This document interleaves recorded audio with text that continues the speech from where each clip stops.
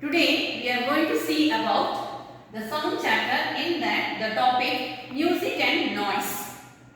First we have to see what is meant by music.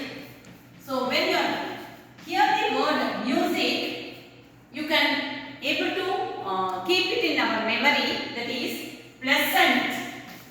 Okay, pleasant sound.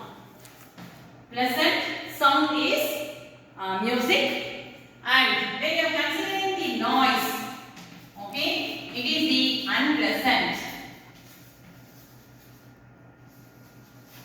It will be the unpleasant sound.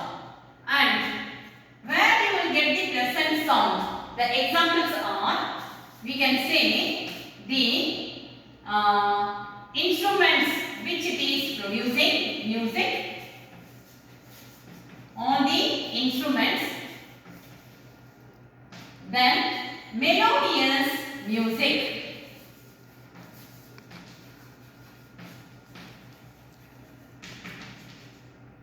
Melodious music. Then when you are considering unpleasant, public meeting.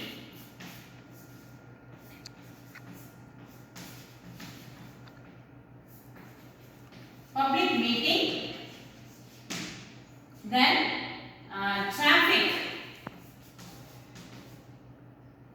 The horns. These are of the unpleasant. Is this noise affecting our ears or not? Yes, it is affecting our eardrum. Eardrum. It is affecting our eardrum. So what is meant by noise pollution? What is meant by noise pollution? The human ear can withstand with 20,000 hertz the sound more than 20,000 hertz or more than 20 kilohertz.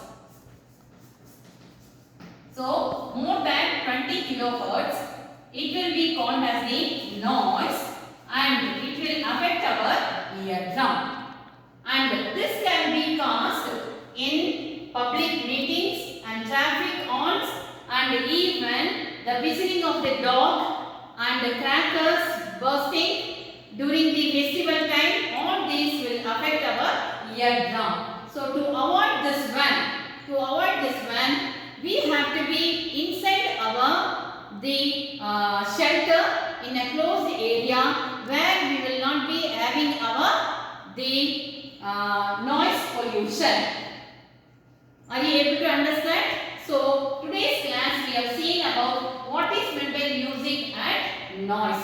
Next class we can see what are the precautions we can take for noise pollution. We will see in the next class.